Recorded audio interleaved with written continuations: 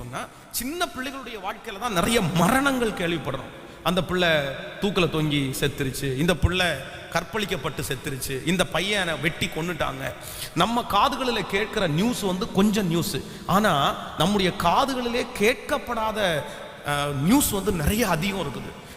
அதிலிருந்து நம்முடைய பிள்ளைகளை காப்பாற்ற வேண்டிய கடமை நம்ம எல்லாருக்கும் உரியது. ஸோ இன்னைக்கு நான் கொடுக்க போகிற செய்தியினுடைய தலைப்பு என்ன அப்படின்னு சொன்னா, உங்க குடும்பத்திற்காக நீங்க ஜெபிக்கிற 3 ஜெப குறிப்பை பற்றி தான் இன்னைக்கு நான் உங்களோட பேச போறேன். நன்றாய் கவனிங்கள். யோபுவை குறித்து வேதம் ரொம்ப அழகாய் சொல்லுகிறது.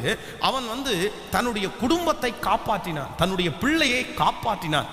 அவனுக்கு ஆண்டவர் சொன்னாரு, நீ இழந்த எல்லா ஆசீர்வாதத்தையும் உனக்கு 2 மடங்கு நான் தருவேன் அப்படின்னு ஆண்டவர் சொன்னார். அதே போல எல்லாத்தையுமே ஆண்டவர் 2 மடங்கு அவனுக்கு தந்தார்.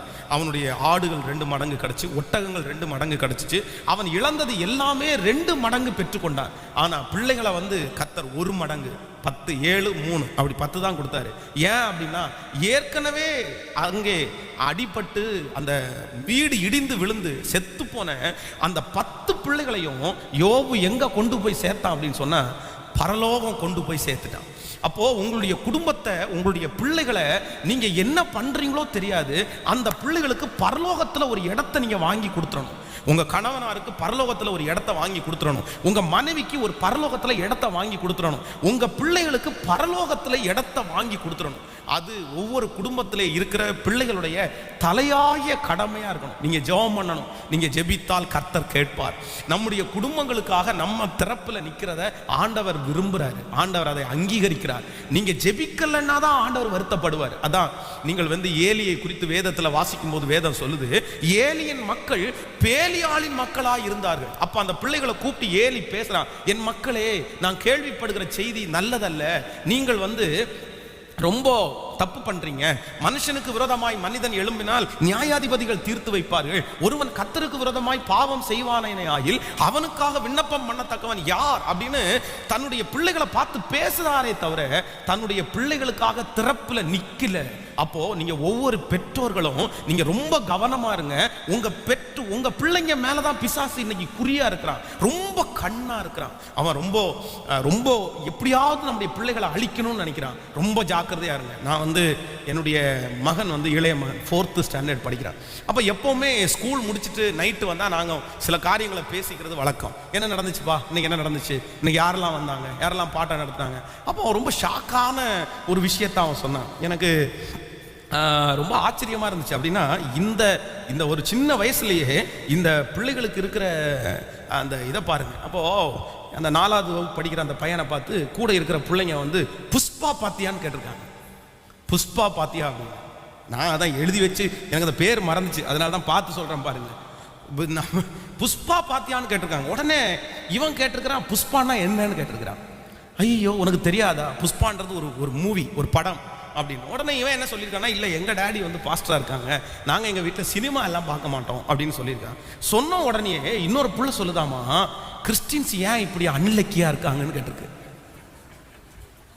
கிறிஸ்டின்ஸ் ஏன்னா ஒரு சினிமா பார்க்காதனால அவன் யாராமா,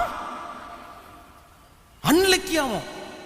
ஸோ எனக்கு தலையை வெடிச்சு போச்சு. டேய் என்னடா பேசிட்டு இருக்கிற. ஆமா டாடி, எங்க கூட இருந்த ஒரு பொண்ணு, அவ பேரை சொல்லி அவ சொல்றா, கிறிஸ்டின்ஸ் எல்லாம் ரொம்ப அன்லக்கிடா, ஏன்னா சினிமாவே பார்க்க முடியாதா அப்படின்னு சொல்லியிருக்கா. அப்படின்னு உடனே அப்போ எந்த அளவுக்கு நம்முடைய பிள்ளைகளை இந்த உலகம் இழுக்கிறதுல எந்த அளவுக்கு அது தீவிரமா இருக்கு பாருங்களேன். இன்னைக்கு நம்முடைய பிள்ளைகளுக்குள்ள விசுவாசத்தை கொண்டு வரவே முடியாத அளவிற்கு நிறைய சந்தேகங்களை பிள்ளைகளுக்குள்ள போட்டுக்கொண்டே இருக்குது. சுற்றி இருக்கிற பிள்ளைங்க எல்லாம், உங்க கடவுள் எதெல்லாம் வசதி, அதுக்கு என்ன விளக்கம், இதுக்கு என்ன விளக்கம். இப்ப ஏன்னா கடைசி காலங்களில் ஞானம் பெருத்து போகும், அறிவு பெருத்து போகும். அதனால எல்லாருமே படிக்க ஆரம்பிச்சாங்க, எல்லாருமே தெரிய ஆரம்பிச்சாங்க.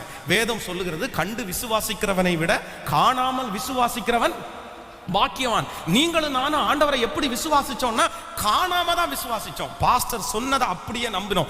இது நடந்துச்சுடா அப்படின்னா ஆமேன் அப்படின்னோம், பொழந்துச்சுடா அப்படின்னா பொழந்துச்சு அப்படின்னோம். இன்னொருத்தர் எப்படி பொழந்துச்சுன்னு கேட்டா, பலார்னு ஒன்று வச்சு போடா, எப்படி பொழந்துச்சுன்னு கேட்குற, கர்த்தர் இடத்துல போய் சந்தேகப்படுற அப்படின்னு நம்ம நிறைய பேர் தீவிரமா நின்னோம். ஆனா இப்ப என்னன்னா, நம்முடைய பிள்ளைகளுக்கு அப்படிப்பட்ட ஒரு கேள்வியை கேட்கும் போது ஒரே நிமிஷம் அந்த பிள்ளை ஷக்காய் அப்படி நிக்குது. அப்படியா? ஏன் அப்படின்னா அவனுக்குள்ள அந்த ஆவியினுடைய ஸ்பிரிட் இல்லை, பரிசுத்த ஆவியானுடைய அபிஷேகம் இல்லை, வேதத்தினுடைய ஆழத்துக்குள்ள நம்முடைய பிள்ளைகள் போறல. அதனால நம்முடைய பிள்ளைகளுக்கு சிலர் சந்தேகங்களை எழுப்பி விடும்போது ஆண்டவர் மேலேயே ஒரு சந்தேகம் வருது. இன்னைக்கு வரைக்கும் எனக்கு கர்த்தர் மேல ஒரு சந்தேகமும் வந்ததில்லை. அப்படி ஒருவேளை ஏதாவது எனக்கு தெரியாம போயிடுச்சுன்னா நம்முடைய குருவி மூளைக்கு அது எட்டல்ல அப்படின்னு தான் நினைச்சிருக்கிறேனே தவிர சந்தேகம் எல்லாம் படல. இன்னொன்னு நினைப்பேன், ஒருவேளை பரலோகத்துல போகும்போது எல்லா கொஸ்டினையும் எழுதி வச்சுட்டு போயிட்டு இதுக்கு விளக்கம் என்னன்னு ஒரு பைபிள் ஸ்டடி ஆண்டவர்கிட்ட எடுக்க சொல்லிடுவோம் அப்படின்ற கான்செப்ட் நம்ம வந்தோம். ஆனாலும் இந்த சந்தேகப்படுற வேலையெல்லாம் நம்மகிட்ட இல்லவே இல்லை. அவரை நம்பிட்டோம். குருட்டுத்தனமான நம்பிக்கை. வாழ்வானாலும் அவர் தான், சாவானாலும் அவர் தான், என்ன ஆனாலும் அவர் தான். அவரை விட்டெல்லாம் நம்ம எடுக்க மாட்டோம். ஏகப்பட்ட திருஷ்டாந்தரங்கள் இருக்கிறது. கர்த்தர் பெரியவர்ன்றது எனக்கு தெரியும். அவருடைய ரட்சிப்பை நான் உணர்ந்திருக்கிறேன். அவருடைய பிரசன்ஸை நான் அனுபவிச்சிருக்கிறேன். அதனால அவரை விட்டு நம்மளை பிரிக்க முடியாது. ஆனா நம்ம பிள்ளைங்க அந்த பிரசன்ஸ் எல்லாம் உணராததுனால சந்தேக வார்த்தைகளை பேசும்போது அவங்க ரொம்ப டிஸ்டர்ப் ஆகுறாங்க, நம்மகிட்ட கேள்வி கேட்குறாங்க. இன்னொன்று, நம்ம நிறைய பேர் நிறைய கஷ்டப்பட்டோம். நம்ம வாங்கின மோட்டார் பைக்கு நம்ம வாங்கினது அழுதழுது ஜெபம் பண்ணி வாங்கினோம். நம்ம குடியிருக்கிறதுக்கு பணம் அழுதழுது வாடகை கொடுத்தோம். ஜெபம் பண்ணி தான் ஒன்னொன்னா பெற்றுக்கொண்டோம். ஆனால் நம்முடைய பிள்ளைங்க அப்படி இல்லை. இப்போ கட்டளை மட்டும்தான் இடுறாங்க. எனக்கு நாளைக்கு காலையில் ஸ்கூலுக்கு போகும்போது இது வேணும் அப்படின்றாங்க. அது கரெக்டாக அவங்களுக்கு இருக்குது. இன்னைக்கு மதியானம் நான் சாப்பிட்றதுக்கு என்ன ஆப்பிள் வாங்கி வச்சாச்சா, ஆரஞ்சு வாங்கி வச்சாச்சா அப்படின்னு இன்னைக்கு நம்ம பிள்ளைங்க நம்மகிட்ட ரூல்ஸ் போடுறாங்க. அவங்களுக்கு கஷ்டம்னா என்னன்னே தெரில. ஆனால் நம்ம வீட்டில் இருக்கிற காலத்தில் நம்ம போய் அந்த ரூல்ஸ் போட பழான்னு ஒன்று வச்சுட்டு இருக்கிற கஞ்சி தண்ணியை குடிச்சிட்டு ஓடிடும் மகனே. பழமாமா பழம், உங்க அப்பா என்ன பெரிய பணக்காரன் நினைச்சியா, வாங்கி உனக்கு கொலையில இருந்து அவிழ்த்து உன் கையில கொண்டு வந்து ஊட்டி விடுறதுக்கு போடா அப்படின்னு நம்மளை திட்டுவாங்க நம்முடைய முன்னோர்கள். ஸோ நம்ம எல்லாத்தையுமே கஷ்டப்பட்டு தான் வாங்கினோம், ஜெபம் பண்ணி தான் வாங்கினோம். அதனால எல்லாத்தையும் ஆண்டவரிடத்துல ஜெபம் பண்ணி வாங்கினதுனால நம்முடைய விசுவாசம் ரொம்ப பெருகிருச்சு. ஆனா நம்முடைய பிள்ளைகளுக்கு எல்லாம் சுலபமா கிடைக்கிறதுனால அவங்க விசுவாசம் ரொம்ப குறைவா இருக்கு. அதனால ஏதாவது ஒரு விதத்துல உங்க பிள்ளைகளை கர்த்தர் சோதிக்கிறாருன்னா, ஏதாவது ஒரு பாதையில அனுப்புறாருன்னா நீங்க துக்கப்படாதீங்க, நீங்க வருத்தப்படாதீங்க. ஐயோ என் பிள்ளைக்கு ஏன் இப்படி, என் பிள்ளைக்கு ஏன் இப்படி, என் பிள்ளை இந்த பாதையில தான் கடந்து போகணுமே, எல்லா பிள்ளைகளும் நல்லா இருக்குது, என் பிள்ளை மட்டும் ஏன் இப்படி கஷ்டப்படுதுன்னு நினைக்காதீங்க. அவனை இழுக்கிறதுக்கு ஏதோ ஒண்ணு வேணும், அவன் ஆண்டவரை தேடுறதுக்கு ஏதோ ஒண்ணு வேணும், அவன் ஆண்டவரை உறுதியா பற்றி பிடிக்கிறதுக்கு ஏதோ ஒண்ணு வேணும். அதுக்காகத்தான் கர்த்தர் அனுமதிச்சிருக்கிறாரே தவிர உங்க பிள்ளைய அழிக்கணும்ன்ற நோக்கம் கர்த்தருக்கு இல்ல. உங்க பிள்ளைய சந்தோஷப்படுத்த வேண்டான்னு நினைக்கல. நான் நம்புறேன் அந்த பிள்ளை விசுவாசத்துல கெட்டியா வளருவான், அந்த பிள்ளை நல்லா இருக்கும், அந்த பிள்ளை ஆசீர்வாதமா இருக்கும். இன்னைக்கு நோயாளியா இருக்கிறாங்களா உங்க பிள்ளைங்க? இன்னைக்கு உங்க பிள்ளைகளுக்காக நிறைய ஜெபிக்க வேண்டியது இருக்குதா? உங்க பிள்ளை ரொம்ப பலவீனம், உங்க பிள்ளை ரொம்ப ஞான குறைவு, நான் சொல்றேன் அஞ்சாதீங்க. அவனைத்தான் கர்த்தர் ஸ்பெஷலாய் தெரிந்து கொள்வார். அவர் தான் ரொம்ப ஆண்டவரை தேடுவான், அவன் தான் ஆண்டவரை ரொம்ப பிடிப்பான். அதனால அதை குறித்து ஆண்டவருடைய பிள்ளைகள் கவலையே படக்கூடாது. சில பிள்ளைகளை ஆண்டவர் கொண்டு வர்றதுக்கு அப்படிப்பட்ட சூழ்நிலையை வைப்பார்.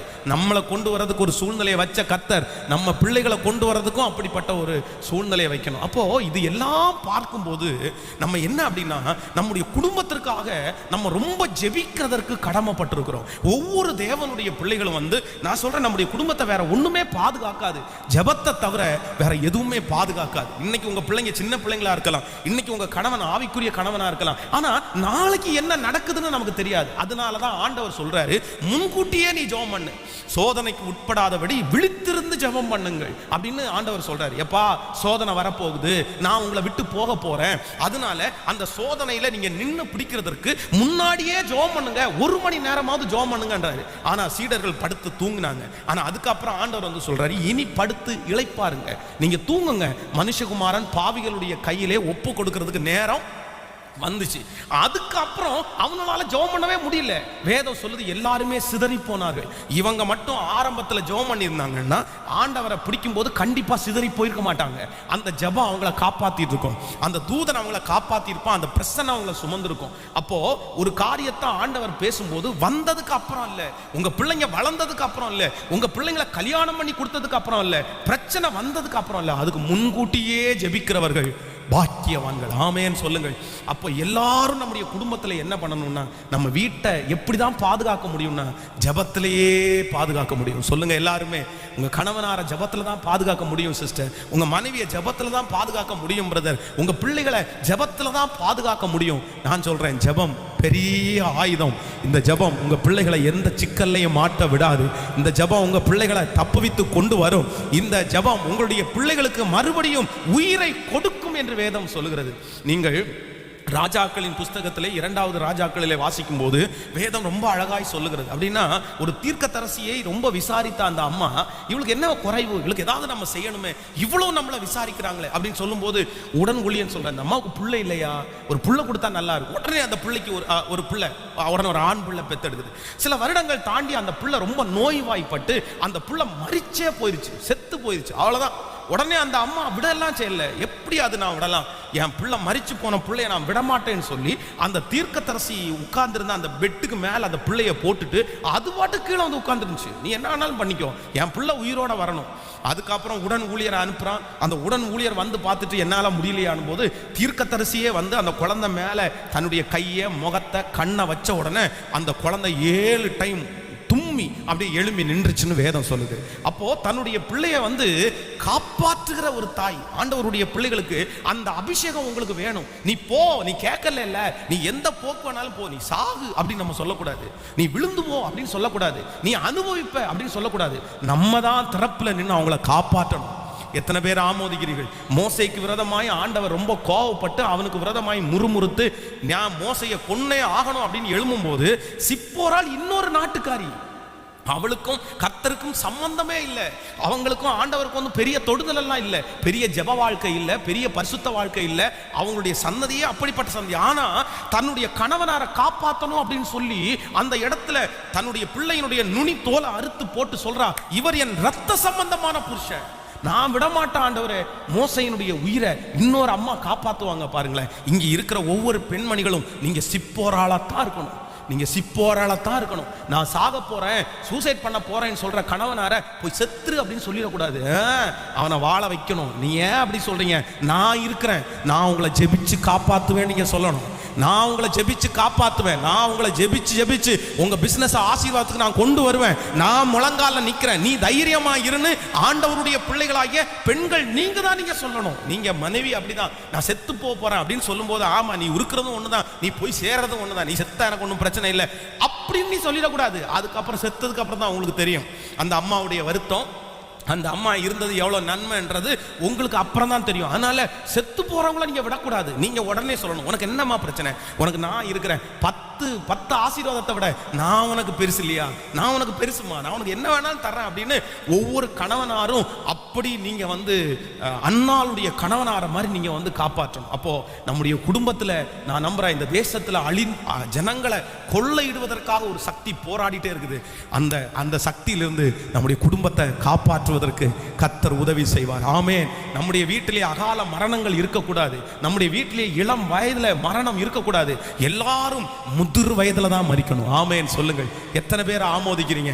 ஹல்லேலூயா. விசுவாசிக்கிறீங்களா? எல்லாரும் அதற்காக ஜெபிக்கணும். கையை எல்லாரும் மேல உயர்த்தி, தகப்பனே என் குடும்பத்திற்காக திறப்பிலே நிற்கிறதற்கு எனக்கு பலன் தாரும். கேளுங்க கேளுங்க, எல்லாரும் கேளுங்க. என் மகனுக்காக நான் திறப்பில் நிற்கணும், என் மனைவிக்காக நான் திறப்பில் நிற்கணும், என் பிள்ளைகளுக்காக நான் திறப்பில் நிற்கணும். எல்லாரும் ஜெபிங்க, சத்தத்தை உயர்த்தி ஜெபிங்க. தகப்பனே இஸ்ரவேலின் ஜெயபலமானவர், இஸ்ரவேலின் ஜெயபலமானவர், அவர் பொய் உரையாத கர்த்தர். எல்லாரும் சத்தமாய் ஜெபம் பண்ணுங்க. ஆண்டவரே என்னுடைய குடும்பத்தை காப்பாற்றுகிறவர் நீர்தான் ஆண்டவரே. ஆண்டவரே நான் என்னுடைய குடும்பத்தை காப்பாற்றுகிறவர். நாங்க எல்லாரும் கர்த்தரை ஆராதிக்கணும், நானும் என் வீட்டாருமோ வென்றால் கர்த்தரையே சேவிப்போம், கர்த்தரையே சேவிப்போம். ஹல்லேலூயா.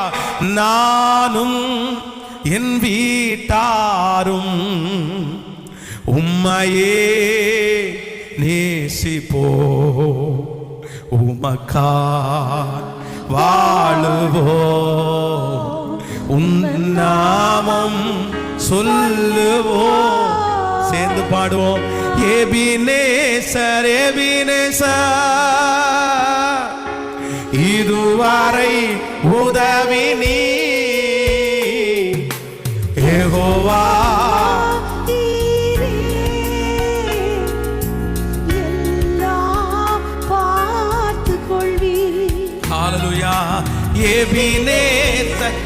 சத்தமா அப்பனே இதுவரை உதவி ஹல்லேலூயா. யெகோவா ஈரே எல்லாம் பார்த்துக் கொள்வே. ஆமென். நம்முடைய பிள்ளைகளை சத்துருடைய கையில நம்ம யாரும் கொடுக்க போறது இல்லை. ஆமென் சொல்லுங்கள். நம்முடைய குடும்பத்தில் இருக்கிற யாரையும் நம்ம சத்துருடைய கையில கொடுக்க போறது இல்லை. எல்லாருக்கும் என்ன வேணும் அப்படின்னா சொல்லுங்க, தீர்க்க ஆயுசு வேணும். சத்தமா எல்லாரும் சொல்லுங்க, எல்லாரும் சொல்லுங்க, தீர்க்க ஆயுசு. உங்க கணவனாருக்கு தீர்க்க ஆயுசு வேணும், உங்க மனைவிக்கு தீர்க்க ஆயுசு வேணும், உங்க பிள்ளைகளுக்கு தீர்க்க ஆயுசு வேணும். அதான் கடந்த நாட்களிலே ஒரு செய்தி ரொம்ப அப்படியே மனசே ஒடுங்குற செய்தி. 3 காரு, ஒவ்வொரு காரும் 1 கோடி ரூபாய். 1 கோடி ரூபாவில் 3 கார் வாசல்ல நிற்க. ஒரே பையன், பயங்கரமான ஆசீர்வாதம், பெரிய பணக்காரங்க. அந்த பையன் அவங்க அம்மா அப்பாட்ட வற்புறுத்தி சண்டை போட்டு, இல்லை இல்லை எனக்கு கண்டிப்பாக டியூக் அப்படின்ற ஒரு பைக் எனக்கு கண்டிப்பாக அது வேணும், அது இல்லைன்னா நான் எங்கேயும் போக மாட்டேன் அப்படின்னு சண்டித்தனம் பண்ணி பயங்கர பிரச்சனை பண்ணி அவங்க அம்மா அப்பா பார்த்தீங்க அப்படின்னு சொன்னால் அவன்கிட்ட, டேய் 3 கார் இருக்குடா, எந்த கார் வேணாலும் நீ எடுத்துகிட்டு போட்டு ரொம்ப சேஃப்டியாக இருக்கும், நீ ஏன்டா இப்படி பண்ணுற, இல்லை எனக்கு வேணும்னு அடம் பிடிச்சி வாங்கி அந்த அந்த வண்டியில் ஒரே ஒரு ட்ரிப்பு தாங்க. அவன் ஒரு 300 கிலோமீட்டர் ஒரு ட்ரிப்பு போயிட்டு போனவன் தாங்க, திரும்ப அவன் பாடி தாங்க வந்துச்சு. இன்னைக்கு 3 காரம் அவனுடைய வீட்டில் அவனுக்காக சும்மா வெயிட் பண்ணிட்டு இருக்கு. அந்த இருதயம் எவ்வளோ பயப்படும், அந்த அம்மா அப்பாவுடைய இருதயம் எவ்வளோ கஷ்டப்படும். அதனால வாலிப தம்பிங்க தங்கச்சிங்க ஒவ்வொருத்தரும் உங்க அம்மா அப்பாவுக்கு என்ன வாங்கி கொடுக்கணும்னு உங்களுக்கு தெரியும், அவங்களுக்கு தெரியும். அவங்களுக்கு தெரிகிறத நீங்க செய்யுங்க, அவங்க கொடுக்கறத நீங்க வாங்குங்க, அது உங்களுக்கு ரொம்ப பிளெஸ்ஸிங்கா இருக்கும். ஆமே. அதனால எல்லா பக்கமும் இப்படி பிசாசு இருக்கும்போது கர்த்தர் நம்மை காப்பாற்றுகிறவர். ஒரு 3 ஜெப குறிப்பை வேகமாக சொல்லி நான் ஜெபித்து முடிக்கிறேன். நம்பர் 1, முதலாவதாக நம்முடைய குடும்பத்திற்காக நம்ம ஜெபிக்க வேண்டிய முதல் ஜெப குறிப்பு ஆதியாகமம் 17ஆம் அதிகாரத்தை எடுத்துக்கொள்ளுங்கள். ஆதியாகமம் 17ஆம் அதிகாரத்திலே 18வது வசனத்தை வாசிக்க போகிறோம். ஆதியாகமம் 17ஆம் அதிகாரத்திலே 17ஆம் அதிகாரத்திலே 18வது வசனத்தை சேர்ந்து வாசிக்கலாம். இஸ்மவேல் 17லிருந்து வாசிக்கலாம். அப்பொழுது ஆபிரகாம் முகம் குப்புற விழுந்து நகைத்து, 100 வயதானவனுக்கு பிள்ளை பிறக்குமோ, 90 வயதான சாராய் பிள்ளை பெறுவாளோ என்று தன் இருதயத்திலே சொல்லிக் கொண்டு, இஸ்மவேல் உமக்கு முன்பாக பிழைப்பானாக என்று ஆபிரகாம் தேவனிடத்தில் விண்ணப்பம் பண்ணினான். ஆமேன் சொல்லுங்கள். கர்த்தருடைய பிள்ளைகளே, நன்றாய் கவனிங்கள். இந்த இடத்திலே ஆபிரகாம் தன்னுடைய மகனாகிய இஸ்மவேலுக்காக ஒரு ஜெபம் பண்றார். என்ன ஜெபம் பண்றார் அப்படின்னா, இஸ்மவேல் உமக்கு முன்பாக பிழைப்பானாக. என்ன ஜெபம் பண்றான்? பிழைப்பானாக. சோ நம்பர் 1, முதலாவதாக நம்முடைய குடும்பத்தில் இருக்கிற எல்லாருக்காகவும் நம்ம எதற்காக நம்ம ஜெபிக்கணும்னா, நம்முடைய பிள்ளைகள் நல்லா பிழைக்கணும் அப்படின்னு ஜெபம் பண்ணணும். எப்படி ஜெபம் பண்ணணும்? சத்தமா சொல்லுங்க. பிழைப்பது என்கிறது வெறும் வாழ்றது மட்டும் இல்ல. சிலர் சொல்லுவாங்கல்ல, ஒரு ஜான் வயத்துக்காக வாழ்றேன், ஒரு ஜான் வயத்துக்காக. இன்னைக்கு நிறைய பேர் பிழைக்கவே இல்லைங்க, தங்களுடைய வாழ்க்கையில பிழைக்கல. எப்ப மரணம் வரும்னு நினைக்கிறாங்க, எப்ப சாவு வரும்னு நினைக்கிறாங்க. தங்களுடைய வாழ்க்கையை தாங்கள் வாழ்கிற வாழ்க்கையை ரொம்ப கடினமா தான் வாழ்றாங்க. வேண்டாம், என்னை ஏன் இப்படி ஒரு மனுஷ ரூபத்துல கடவுள் என்ன உண்டாக்கினாரு, நான் ஏன் என் தாயின் வயிற்றிலிருந்து இப்படி வந்தேன், நான் ஒரு மனுஷனா இருக்க வேண்டியது இல்லை, நான் ஒரு மனுஷியா வர வேண்டியது இல்லை. தன்னுடைய பிறப்பை கொடுத்து தன்னுடைய பிழைப்பை குறித்து நிறைய பேர் சந்தோஷப்படல, துக்கப்படுறாங்க. இப்படி ஒரு பிழைப்பு பிழைக்கிறதுக்கு நான் ஒரு எரும மாடா பிறந்திருக்க மாட்டானா, ஒரு கோழியா பிறந்திருக்க மாட்டானா அப்படின்னு மனசுல நினைக்கிறவங்க நிறைய பேர். ஏன் அப்படின்னா, அவங்க வாழ்ற வாழ்க்கை அவங்களுக்கு சூனியமா இருக்குது, அவங்களுக்கு ரொம்ப பிரச்சனையா இருக்குது. ஏதோ வாழணுன்றதுக்காக வாழ்றோம், பிள்ளைகளுக்காக வாழ்றோம். சரி, என்ன பண்றது, அப்படிதான் சாப்பிட்றோம். இல்லை, நான் நம்புறேன், நீங்க எல்லாரும் எப்படி இருக்கணும்னா, நீங்க பிழைக்கணும். அது எப்படி பிழைக்கணும்னா, நன்றாய் பிழைக்கணும். ஆமேன் சொல்லுங்கள். உங்க பிள்ளைங்க நல்லா பிழைக்கணும். இந்த ஜெபத்துல இருக்கிற அன்பு தாயே தகப்பனே, நீங்க ஒருவேளை பிழைக்காம இருக்கலாம். நான் பிழைக்கவே இல்லை பாஸ்டர், நான் பிழைக்கல, இந்த பட்டணத்துல நான் பிழைக்கல, எனக்கு பிழைக்க தெரியல, எனக்கு வாழ தெரியல, என்னுடைய பிழைப்பெல்லாம் நான் விட்டுட்டேன். ஆனா நான் நம்புறேன், நீங்க பிழைக்கல, ஆனா உங்க பிள்ளைகளை கர்த்தர் இந்த பட்டணத்துல பிழைக்க வைப்பார். நீங்க இருக்கிற இடத்துல பிழைக்க வைப்பார். உங்கள் பிள்ளைகள் பிழைப்பார்கள். கைகளை எல்லாரும் சத்தமாய் உயர்த்தி சொல்லுவோம். ஆண்டவரே, உன்னுடைய பிள்ளைகளுடைய பேரை சொல்லி சொல்லுங்கள். அப்பா, என் பிள்ளை பிழைக்கட்டும்னு சொல்லுங்க சத்தமா. ஹல்லேலூயா. முழு பலத்தோட சொல்லுங்க, ஆண்டவரே என் புள்ள பொழைக்கணும், என் புள்ள வாழணும் சொல்லுங்க. சத்தமா எல்லாரும் ஜெபிக்கணும். நீங்க ஜெபம் பண்ணீங்கன்னா உங்க பிள்ளைய கர்த்தர் பிழைக்க வைப்பார். உங்க பிள்ளைய கர்த்தர் நல்லா பிழைக்க வைப்பார். மரணம் அவனை தொடாது, சங்கார தூதன் அவனை தொட முடியாது, அசுத்தன் அவனை தொட முடியாது, மரண கண்ணிகள் தொட முடியாது, ஆபத்துகள் தொட முடியாது. சத்தமா குடும்பத்துல எல்லாருக்காகவும் ஜெபிங்க. வாலிப தம்பிங்க தங்கச்சிங்க கையை உயர்த்தி உங்க அம்மாவுக்காக, உங்க அப்பாவுக்காக, உங்களுக்காக, ஆண்டவரே உமக்கு முன்பாக நான் பிழைக்கணும் ஆண்டவரே, நான் பிழைக்கணும் ஆண்டவரே, நான் பிழைக்கணும். ஹல்லேலூயா. இன்னைக்கு நிறைய ஜனங்களுக்கு பிழைக்க முடியல, பிழைக்க தெரியல, எப்படி பிழைக்கிறதுனே தெரியல. அவ்வளோ எல்லாம் விலைவாசி ரொம்ப அதிகமா இருக்குது, சம்பளம் ரொம்ப குறைவா இருக்குது, பிழைக்கிறதுக்கே கடினமா இருக்குது. பாருங்க, இலங்கை தேசத்துல ஜனங்கள் பிழைப்பிற்காக அவ்வளோ கஷ்டப்படுறாங்க, ரொம்ப கஷ்டப்படுறாங்க. எப்படி பிழைப்பேன்னே தெரியலையே, எப்படி நான் அத்தனை பேர் ரோட்ல வந்திருக்காங்க. அப்போ இலங்கையிலே தெரிந்த ஒரு டாக்டர், அவர்களுக்கு நான் கால் பண்ணி, எப்படி இருக்கீங்க, இலங்கையில நான் ரொம்ப செய்தியெல்லாம் நாங்கள் ரொம்ப குறைவா கேள்விப்படுறோமே, நீங்க எப்படி சுகமா இருப்பீங்க? அப்போ அவங்க சொல்லும்போது ஒரு பெரிய சாட்சி, பாஸ்டர் என்னமோ தெரியல, ஆண்டவரை நம்பினதுனால என்னமோ தெரியல, எங்களுக்கு இந்த காலத்துல கர்த்தர் எங்களை நல்லா பிழைப்பூட்டுறாரு, கர்த்தர் எங்களுக்கு வருமானத்தை நிறைய தந்தாரு, நாங்க கஷ்டப்படவே இல்லைன்னு அவங்க சொன்னாங்க. அப்ப நான் நம்புறேன், நம்ம பிள்ளைங்க ஆண்டவரை நம்பினாங்கன்னா பஞ்சமுள்ள காலத்துல கூட அவன் ஆத்துமாவை பிழைக்க பண்றதற்கு கர்த்தர் காகங்களை அனுப்புவார். உங்க மகளை காகங்களை கர்த்தர் அனுப்பி போஷிப்பார். நம்முடைய குடும்பத்தை கர்த்தர் போஷிப்பார். நம்மை பிழைக்க வைக்கிற கர்த்தர் அவர். ஹல்லேலூயா. நம்மை ஆண்டவர் இந்த உலகத்துல படைத்தாரே, ஆனால் நம்மளை பிழைக்கவும் வைப்பார். ஆமென். ஹல்லேலூயா. அவரை நம்பி வந்திருக்கிற நீங்க பிழைக்காம போக மாட்டீங்க. அப்போ உங்களுடைய பிள்ளைகளுக்காக நீங்க ஜெபிக்க வேண்டியது அப்படிதான். ஃபர்ஸ்ட் ஜெபம் உங்க குடும்பத்திற்காக ஜெபிக்கிறது. எல்லாருமே நம்ம வீட்டில் என்ன பண்ணணும்னா சொல்லுங்க, எல்லாருமே பிழைக்கணும். சத்தமா சொல்லுங்க, எதுவுமே அவங்கள கொல்லக்கூடாது சொல்லுங்க. எதுவுமே அவங்கள கொல்லக்கூடாது. நம்ம பிள்ளைகள் பிழைக்கணும். அதான் ஒரு பாப்பா, அவங்க ரொம்ப உடல்நிலை சரியில்லாமல் இருக்கும்போது அவருடைய தகப்பனார் இயேசுவிடத்தில் கேட்குறார், இந்த மாதிரி என் மக ரொம்ப சுகவீனமாக இருக்கிறா, நீங்கள் ஒரு ஜெபம் பண்ணா என் புள்ள பொழைச்சிரும் அப்படின்னு சொல்கிறாங்க. உடனே ஆண்டவர் சொல்கிறாரு, வாப்பா, நிறைய பேர் அங்கே நல்ல சாட்சி சொல்கிறாங்க, இவன் கண்டிப்பாக நல்ல மனுஷன், நீங்கள் போய் ஜெபம் பண்ணுங்க அப்படின்னு. உடனே ஆண்டவர் அவங்க பின்னாடியே போகிறார். போகும்போது நிறைய ஒருத்தர் சொல்கிறாரு, இனி போதகரை வருத்தப்படுத்த வேண்டாம், உன் பிள்ளை செத்து போயிடுச்சு, உன் பிள்ளை இல்லை, உன் பிள்ளை முடிஞ்சிருச்சு, இனி நடக்க வேண்டிய காரியத்தை பார்த்துக்கலாம். அங்கே எல்லாரும் வந்துட்டாங்க, அடக்கம் பண்ணுறதுக்கு எல்லாரும் ரெடி பண்ணிட்டோம். உடனே ஆண்டவர் திரும்பி பார்த்து சொல்றாரு, விசுவாசம் உள்ளவனா இரு, உன் பிள்ளை நிச்சயம் பிழைக்கும். இன்றைக்கு யாரோ ஒருத்தருக்கு கண்ணீரோடு அந்த வார்த்தையை கேட்கிற, என் பிள்ளை முடிஞ்சிச்சு பாஸ்டர், என் பொண்ணு முடிஞ்சிருச்சு, என் பையனுடைய வாழ்க்கை முடிஞ்சிருச்சு, இனி அவன் பிழைப்பான் அப்படின்ற நம்பிக்கை இல்லை, திரும்ப அவன் சபைக்குள்ள வருவான்ற நம்பிக்கை இல்லை, திரும்ப ஆண்டவருக்காக அவன் வாழ்வான்ற நம்பிக்கை இல்லாம ஏதோ ஒரு அம்மா அப்பா இன்னைக்கு கண்ணீர் வடிச்சிட்டு இருக்கலாம். ஆனா கர்த்தர் தான் உங்களிடத்துல பேசுறாரு, நீ விசுவாசம் உள்ளவனா இரு, நீ விசுவாசம் உள்ளவனா இரு, உன் பிள்ளை பிழைக்கும், உன் பிள்ளை பிழைக்கும், உன் பிள்ளை பிழைக்கும். உன் பிள்ளையை பிழைப்பூட்டுகிற கர்த்தர் அவர்தான். உன் பிள்ளைய உலகத்தில் ஜெனிப்பித்தவர் அவர்தான். தாயின் கருவில் உருவாகும் முன்னே உன் பிள்ளைய கர்த்தர் அறிஞ்சிட்டாரு. உன் பிள்ளை அந்த வியாதி ஒன்றும் செய்யாது, அந்த மன போராட்டம் ஒன்றும் செய்யாது. அந்த பிள்ளை பிழைக்கும், அந்த பிள்ளை வாழும், அந்த பிள்ளை வாழும். ஹல்லேலூயா. எத்தனை பேர் ஆமோதிக்கிறீர்கள்? உங்க பிள்ளைய சங்கார தூதன் கொண்டு போறதுக்கு கர்த்தர் அனுமதிக்கவே மாட்டார். கையை எல்லாரும் உயர்த்தி சத்தமாய் ஒரு ஜெபத்தை செய்யுங்க. ஆண்டவரே, என் குடும்பத்தில் இருக்கிற எல்லாரும் பிழைக்கணும்னு சொல்லி ஜெபம் பண்ணுங்க சத்தமா. ஹல்லேலூயா. சகோதரி, இன்னைக்கு உங்க கணவனாருக்காக நீங்க ஜெபிக்கிற ஜெபம் நடக்க போகிற ஒரு பெரிய ஆக்சிடென்ட்ல இருந்து அவரை தப்பிக்க போகிறது. பிரதர், உங்க குடும்பத்தை கர்த்தர் காப்பாற்ற போறார். இந்த ஜெபம் ஒரு நாள் உனக்கு பாதுகாப்பு சுவராக வந்து நிற்கும். உங்க குடும்பத்திற்கு பாதுகாப்பு சுவராக வந்து நிற்கும். நாளைக்கு நடக்க போறது என்னன்னு தெரியல, கையை உயர்த்தி சத்தமா சொல்லுங்க. என் கணவனார் மேல இயேசுவின் ரத்தத்தை தெளிக்கிறேன், என் மனைவி மேல இயேசுவின் ரத்தத்தை தெளிக்கிறேன், என் பிள்ளை மேல இயேசுவின் ரத்தத்தை தெளிக்கிறேன், என் அம்மா அப்பா மேல இயேசுவின் ரத்தத்தை தெளிக்கிறேன். ஓ ஹல்லேலூயா. அவங்க பிழைச்சிருக்கணும் ஆண்டவரே, அவங்க பிழைச்சிருக்கணும் ஆண்டவரே, அவங்க பிழைச்சிருக்கணும் ஆண்டவரே, அவங்க பிழைச்சிருக்கணும். ஆமென் சொல்லுங்க. அவங்க ஒண்ணு விதைச்சா கர்த்தர் 100 பலன் கொடுக்கணும். உங்க பிள்ளை ஒரு ஈசாக்கா கர்த்தர் மாற்றுவார். உங்க பிள்ளைய ஒரு ரூத்தா கர்த்தர் மாற்றுவார்.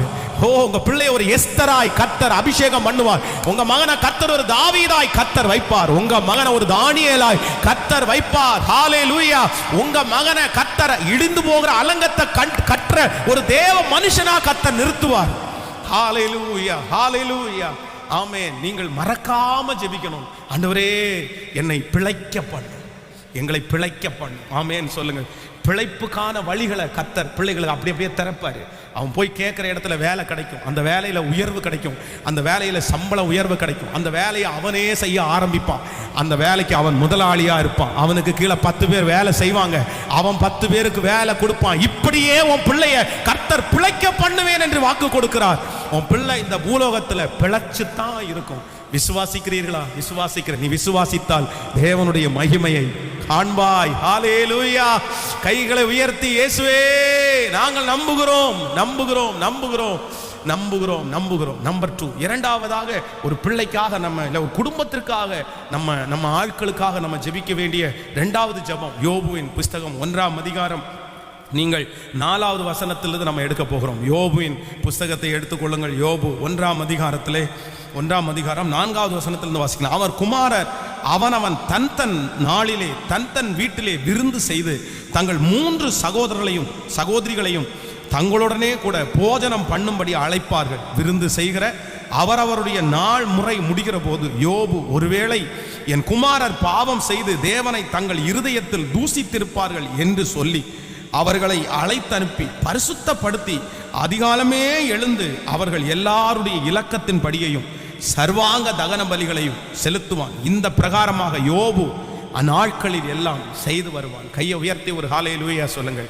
ஆண்டவருடைய பிள்ளைகளே, தன்னுடைய குடும்பத்தை நன்றாய் நடத்தினதிலே மிகப்பெரிய ஒரு தேவ மனுஷன் யாருன்னா இந்த யோபு. தன்னுடைய மனைவியின் இடத்துல நல்ல பேர் வாங்கிட்டான், உத்தமன் அப்படின்ற பேர் வாங்கினார். தன்னை சுற்றி இருக்கிற ஜனங்களுக்கு முன்னாடி நல்லவன்ற பேர் வாங்கினார். ஆண்டவரிடத்துல நல்ல பேர் வாங்கினார். தன்னுடைய பிள்ளைகளிடத்துல நல்ல பேர் வாங்கினார். எல்லாத்தையுமே அவன் காப்பாற்றினான். எனக்கு சம்பாரிச்சு கொடுக்கறது மட்டும்தான் என் வீட்டினுடைய வேலை அப்படின்னு நினைக்கல. யோபுக்கு எவ்வளோ ப்ரெஷர் இருந்திருக்கும் தெரியுமா? எத்தனை அவனுக்கு வேலை இருந்திருக்கும் தெரியுமா? அவ்வளோ 1000 ஆடு, அவ்வளோ 1000 ஒட்டகங்கள், அவ்வளோ பெரிய யூனிட், அத்தனை வேலைக்காரங்க, இதை எல்லாம் யார் மெயின்டைன் பண்ணணும் அப்படின்னு சொன்னா இந்த யோபு தான் மெயின்டைன் பண்ணணும். ஒரு பெரிய பணக்காரன், ஒரு பெரிய கோடீஸ்வரன், அவனுக்கு நிறைய வேலைகள் இருக்கிறது. ஆனா இவ்வளவு வேலையின் மத்தியிலையும் இவ்வளவு பிரச்சனையின் மத்தியிலையும் அவனை குறித்து வேதம் சொல்லுது, தன்னுடைய பிள்ளைகளுக்கு 10 பிள்ளைங்க அவனுக்கு. அந்த 10 பிள்ளைகளுக்கு ஆண் மக்கள் எல்லாருக்கும் ஒவ்வொருத்தருக்கும் ஒரு வீடு கட்டி கொடுத்தானா. ஒவ்வொருத்தருக்குமே எல்லாருக்கும் ஒரு வீடு. அதனால நான் நம்புறேன், இப்ப ஜெபம் பண்றேன், உங்க பிள்ளைங்க 5 பேர் தான் 5 பேருக்கும் 5 வீடை கத்த தரணும். ஆமேன் சொல்லுங்க, நல்லா சொல்லுங்க. அதில் ஒரு வீடோட நிப்பாட்டாதீங்க. கர்த்தர் உங்களுக்கு எத்தனை பிள்ளைங்க இருக்கிறாங்களோ அத்தனை பிள்ளைகளுக்கு தகுந்த வீட்டை கர்த்தர் உங்களுக்கு தரணும். ஆமேன். அப்போ எல்லாருக்கும் ஒவ்வொரு வீடு இருக்குது. அவங்க எல்லாருமே அவங்களுடைய பிறந்த நாளுக்கு சில டைம் ஒன்று சேருவாங்க. அப்போ 10 பேரும் ஒன்று சேர்ந்து ஒரு வீட்டில் கேக்கு வெட்டி ரொம்ப கொண்டாடுவாங்க. அப்போ என்ன நினைக்கிறான் அப்படின்னு சொன்னா, அந்த கொண்டாட்டத்திற்கு அப்பா போக முடியாதுன்னு நினைக்கிறேன். அந்த அளவுக்கு அவர் ரொம்ப பிஸி ஷெட்யூல். அவங்க அப்பாவை கூப்பிட முடியாது. வருஷத்துக்கு 10 பிறந்த நாள் வரும். அந்த பிறந்த நாளுக்கு அவங்களுக்கு மனைவிக்கு 10 பிறந்த நாள், அதுக்கு ஒரு 10 நாள், அப்படி போட்டால் அவனுக்கு அவ்வளோதான். மாசத்துக்கு எப்படி ஒரு 10 ஃபங்க்ஷன் இருக்கும். எல்லாத்துக்கும் போக முடியாதுன்னு நினைக்கிறேன். ஆனால் இந்த யோபு ஒன்றை மட்டும் ரொம்ப தவறல்ல. அவர்கள் அந்த நாள் முடிகிற போது அந்த எல்லாரும் சேர்ந்து அந்த சந்தோஷமா இருப்பாங்க பாருங்களேன். அன்னைக்கு முடிஞ்ச உடனே எல்லாரையும் கூப்பிட்டு லைனா நிக்க வச்சு அவங்க ஒவ்வொருத்தருக்கு தகுந்த மாதிரி ஒரு பலியை செலுத்தி அவங்க பாவத்திற்காக பாவ நிவர்த்தி செய்வாங்க. அவங்க தப்பு பண்ணி இருப்பாங்களோ இல்லையோ அவருக்கு தெரியாது. அண்ணன் தம்பி என்ன தப்பு பண்ண போயிருக்காங்க அதெல்லாம் தெரியாது நமக்கு. ஆனா ஒருவேளை சந்தோஷத்தின் மிகுதியில ரொம்ப ஜாலியா இருக்கும்போது என் பிள்ளைங்க ஏதாவது தப்பு பண்ணியிருக்கிறாங்கன்னா அது கர்த்தருக்கு முன்பாக தவறா நின்னுன்றதுக்காக பிள்ளைகளை பரிசுத்தப்படுத்தி ஜெபம் பண்ணாங்க. கவனிங்க, உங்க வீட்டில் 2வது கேட்கப்பட வேண்டிய ஜெபம் பரிசுத்தத்திற்காக உங்க வீட்டில் ஜெபம் பண்ணணும். உங்க பிள்ளைகளை நிறுத்தி அவர்களுடைய பரிசுத்தத்திற்காக ஜெபிக்கணும். அவங்க கண்ணு நல்ல கண்ணு, ஆனா ஆப்போசிட்ல இருக்கிற கண்ணு நல்ல கண்ணு இல்லை. அவங்க வாயிலிருந்து புறப்படுகிற வார்த்தை நல்ல பேச்சு, ஆனா சுத்தி இருக்கிற பிள்ளைங்க பேசுற பேச்சு சரியில்லாத பேச்சு. நம்முடைய பிள்ளைகள் ஒருவேளை தெரியாதனமா ஏதாவது ஒரு வார்த்தை பேசிட்டாங்கன்னா, ஒரு பார்வை பார்த்துட்டாங்கன்னா, அப்போ ஒவ்வொரு ஆண்டவருடைய பிள்ளைகளும் ஒவ்வொரு தகப்பன்மாரும் மறக்காதீங்க, வாரத்திற்கு ஒரு நாள் ஞாயிற்றுக்கிழமை ஆலயம் முடிச்சிருந்துச்சா உங்களுக்கு வசதி கிடைக்குமா, உங்க பிள்ளைகளை எல்லாரையும் நிக்க வச்சு அவங்களுடைய பரிசுத்தத்திற்காக ஜெபிக்கணும். அவங்களுடைய பாவத்தை உங்க கையில ஏத்து நீங்க ஜெபிக்கணும். என் பிள்ளை கெட்ட வார்த்தை பேசியிருந்தா மன்னிச்சிருங்க ஆண்டவரே, என் பிள்ளை இச்சையா பார்த்துருந்தா மன்னிச்சிருங்க ஆண்டவரே, என் பிள்ளை வாயை திறந்து இப்படி பேசியிருந்தா மன்னிச்சிருங்க ஆண்டவரே. ஒரு நல்ல தகப்பனும் தாயும் என்ன பண்ணுவாங்கன்னா தன்னுடைய பிள்ளைகளுடைய பரிசுத்தத்திற்காக ஜெபம் பண்ணுவாங்க. ஆனா நீங்களே பரிசுத்தம் இல்லாம இருந்தா அதான் பிதாக்கள் திராட்சை காய்களை தின்றார்கள், பிள்ளைகளுடைய பற்கள் கூசி போயிற்று. பிதாக்கள் திராட்சை காய்களை தின்றார்கள், பிள்ளைகளுடைய பற்கள் கூசி போயிற்று. அப்பா அம்மா ரொம்ப ஜாக்கிரதையா இருக்கணும், ரொம்ப கவனமா இருக்கணும். நீங்க நல்லவங்களா இல்லாம உங்க பிள்ளைகளை நல்லவங்களா வளர்த்த முடியாது. நீங்க அடிமைத்தனத்துல இருந்து உங்க பிள்ளைகளை அடிமை இல்லாம வளர்த்த முடியாது. அப்படியே அந்த ஜெனரேஷன் பாதிக்கப்பட்டுரும். அதுக்காக ஒருவேளை அப்படிப்பட்ட சூழ்நிலையில இருந்தா வளர்ந்துட்டோம், அவ்வளவுதான். பிள்ளைகளுக்கு முன்பாக இப்போது யோக்கியமானவைகளை தான் நம்ம செய்யணும். பிள்ளைகளுக்கு நம்ம தான் ஒரு பெரிய முன்னோடி, நம்ம தான் ஒரு பெரிய சாட்சியா நிற்க வேண்டியவங்க. அதனால எல்லாரும் ரெண்டாவது ஜெபிக்க போறோம். என் வீடு எங்கும் என்ன வரணும்னா பரிசுத்தம். சொல்லுங்க பார்க்கலாம். என்னுடைய காம்பவுண்ட் சுற்றி பரிசுத்தம். எல்லாரும் சொல்லுங்க, என் பிள்ளைங்க மேல பரிசுத்தம். கைகளை எல்லாரும் உயர்த்தி ஜெபிங்க. ஆண்டவரே, என் பிள்ளை செய்த பாவத்தெல்லாம் மன்னிச்சிருங்க, என் கணவனார் செய்த தவறெல்லாம் மன்னிச்சிருங்க, என் மனைவி செய்த தவறெல்லாம் மன்னிச்சிருங்க. மன்னிக்கிறதுல தயவுறுத்த கர்த்தர் அவர். சொல்லுங்க, எல்லாரும் சொல்லுங்க, ராஜா உம்மை தவிர வேறு யாரும் என் பிள்ளையை, ஆண்டவரே ஸ்தோத்திரம் ஸ்தோத்திரம் ஸ்தோத்திரம், என்னுடைய பிள்ளையை காப்பாற்ற முடியாது, என் குடும்பத்தை காப்பாற்ற முடியாது.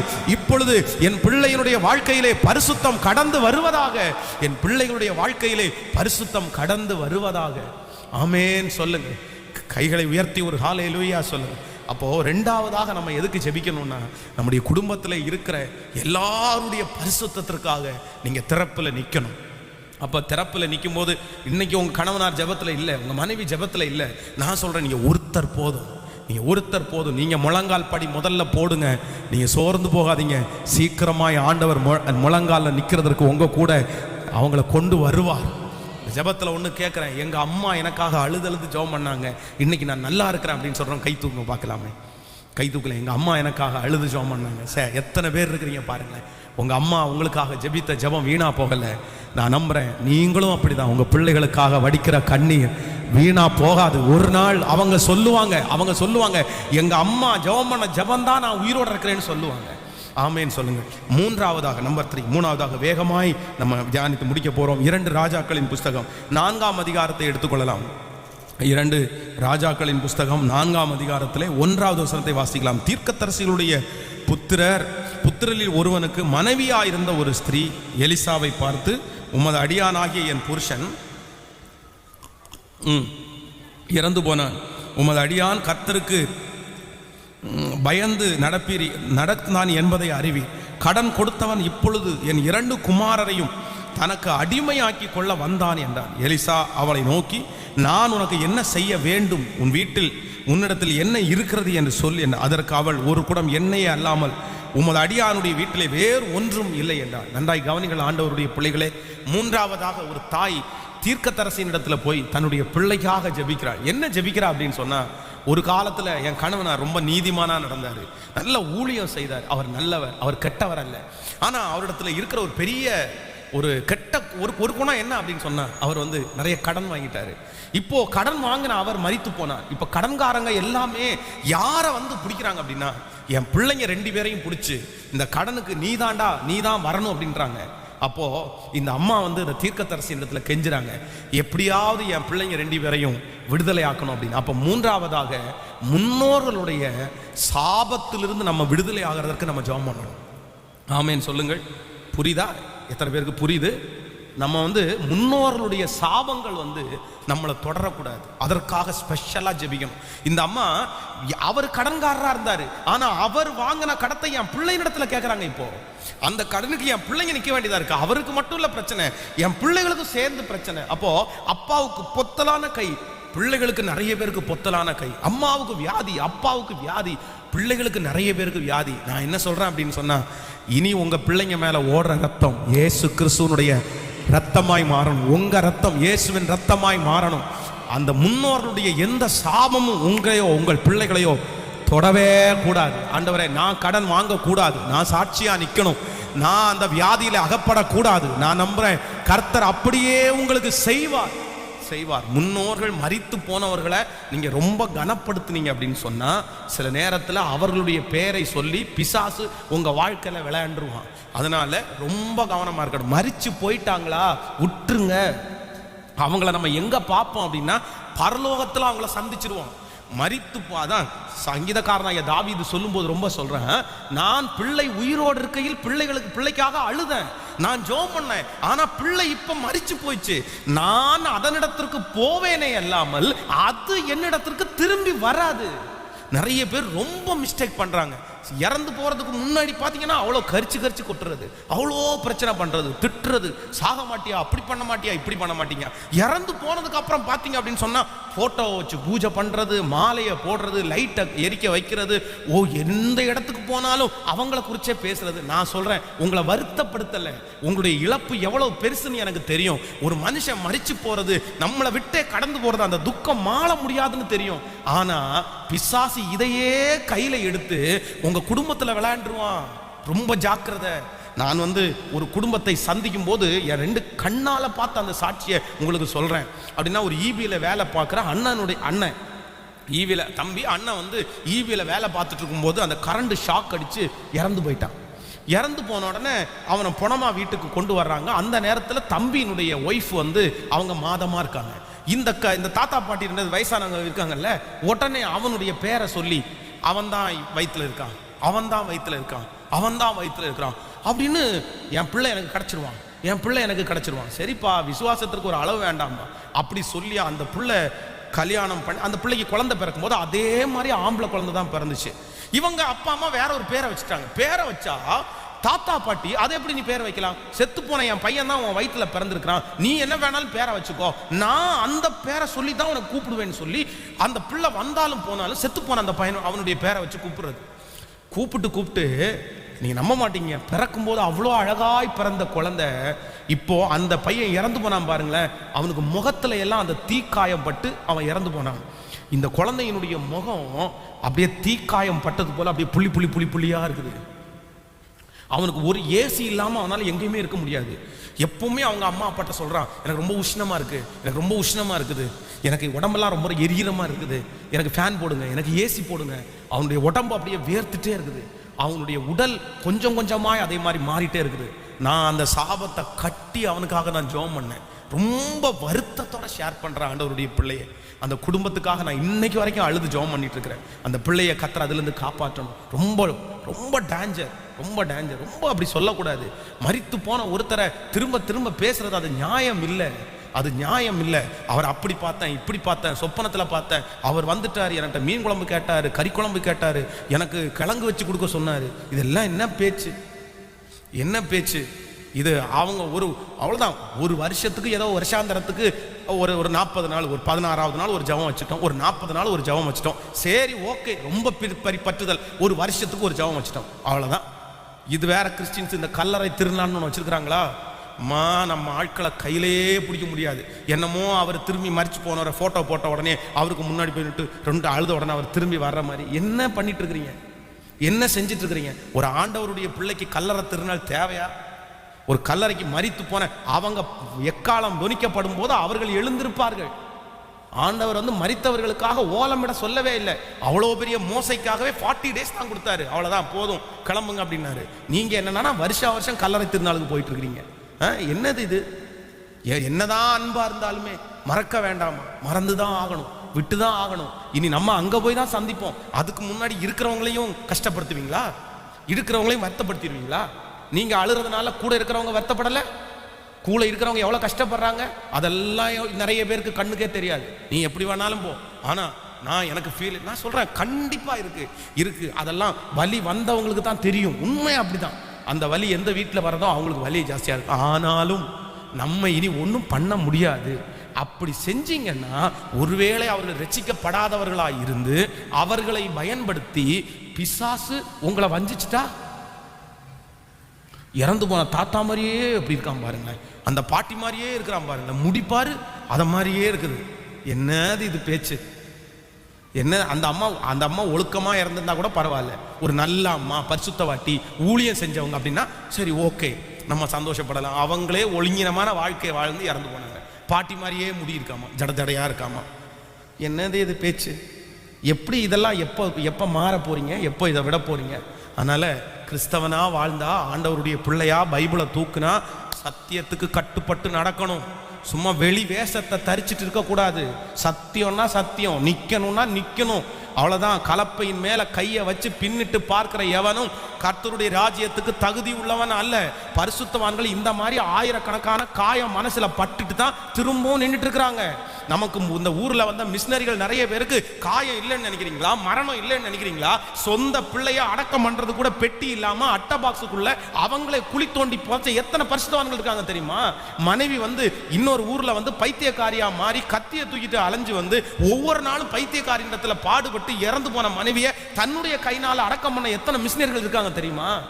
அவங்களுக்கு பாசம் இல்லையா? அவங்களுக்கு உறவு இல்லையா? அது அவங்களுடைய பிள்ளை இல்லையா? அதனால கிறிஸ்தவம் அப்படின்னு சொன்னா அப்படிதான் தைரியமா இருக்கணும். ஆமேன்.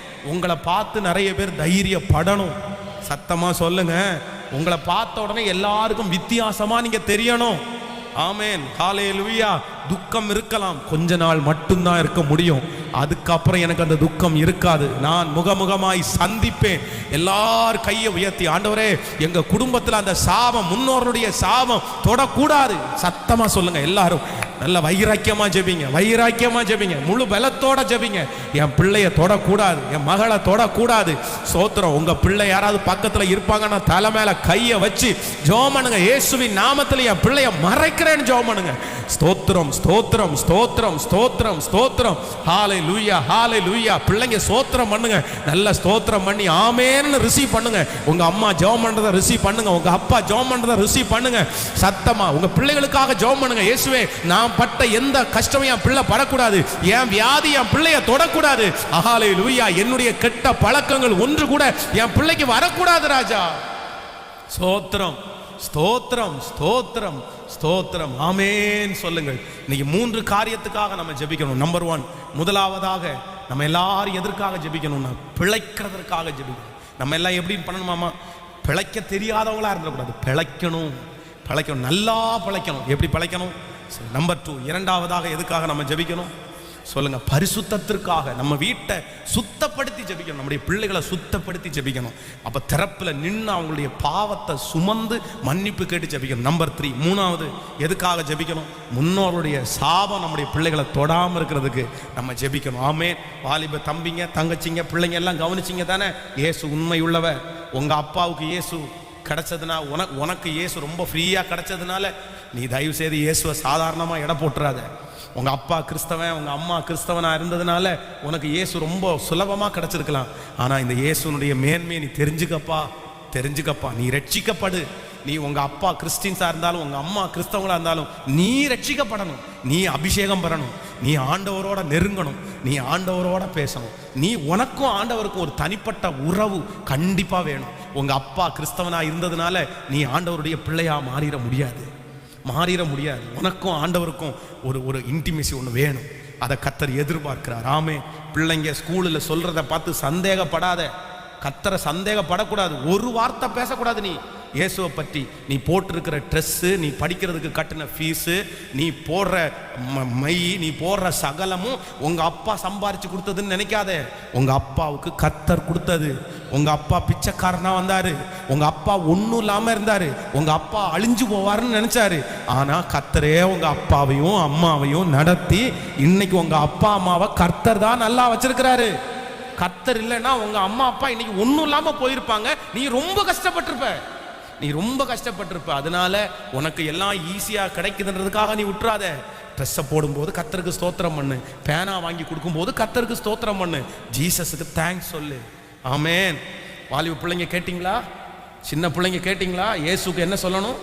நன்றி சொல்லணும். உன்னை கார்ல கொண்டு போய் விடுறாங்க, உனக்கு பஸ் புக் பண்ணி போகுது. ஆனா உங்க அப்பா எத்தனை கிலோமீட்டர் நடந்து போனாரு தெரியுமா ஸ்கூலுக்கு? உங்க அம்மா எவ்வளவு தூரம் நடந்து போனாங்க தெரியுமா? இன்னைக்கு உனக்கு பஸ்ஸு, உனக்கு காரு, உனக்கு பைக்கு. அதனால கர்த்தர் கொடுத்த ஆசீர்வாதத்தை இருமாப்பா நீ ஆளக்கூடாது.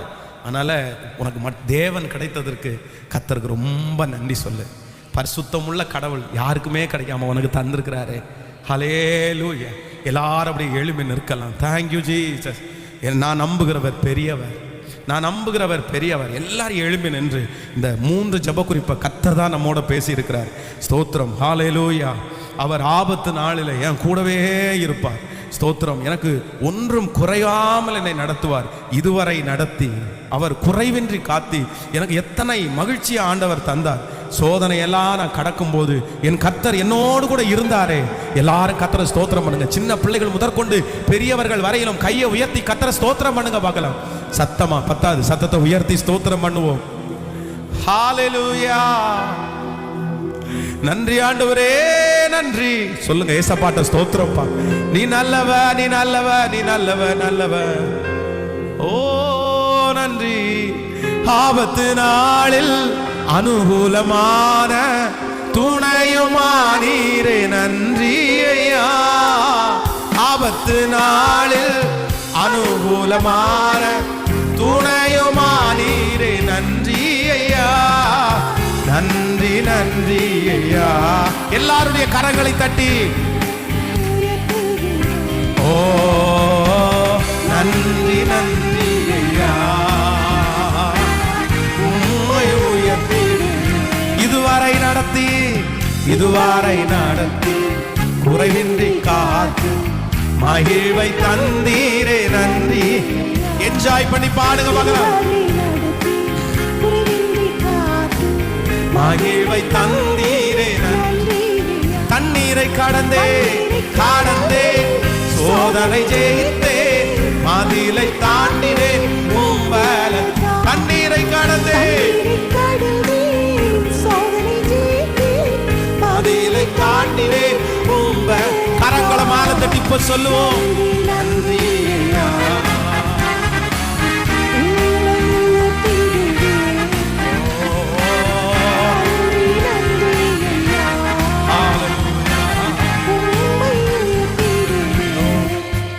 கரம் நீட்டி ஆசீர்வாதித்து எல்லையை பெருகி நீ, நன்றி ஐயா. உம் கரம் நீட்டி ஆசீர்வாதித்து எல்லையை பெருகி நீ, நன்றி ஐயா.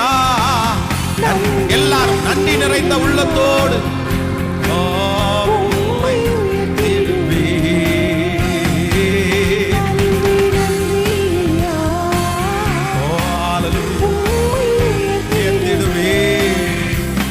ஆமென். கைகள் இருக்கிற காணிக்கைகள் தசம பாகங்களை உயர்த்தி கர்த்தரிடத்துல காண்பித்து ஆண்டவர் உங்களை ஆசீர்வதிக்கட்டும். இந்த மாதம் உங்களுடைய தேவைகளை எல்லாம் கர்த்தர் சந்திக்கட்டும். உங்க தசம பாகங்களை ஆண்டவர் அங்கீகரிக்கட்டும். எல்லாரும் தகப்பனே, இந்த மாதத்தினுடைய முதல் வாரத்துல உங்க பிள்ளைங்க கொண்டு வந்திருக்கிற இந்த வருமானத்தை ஆசீர்வதிங்கப்பா. உங்க பிள்ளைகளுக்கு நிறைய கொடுங்க ஆண்டவரே. உங்க பிள்ளைகளுக்கு இந்த மாதம் ஒரு குறையும் வரக்கூடாது. இந்த மாதம் நீர் கொடுத்த வாக்குத்தத்தத்தின்படியே அவங்க சொந்தங்களுக்கு முன்னாடி எங்க பிள்ளைகளை சாட்சியா கொண்டு போய் நிறுத்தணும். வெட்கப்பட்ட இடங்களில் சாட்சியா என் பிள்ளைகளை நிறுத்தணும். உங்க கிருபை தாங்கட்டும். இயேசுவின் மூலம் ஜெபம் எடுக்கிறோம் நல்ல பிதாவே.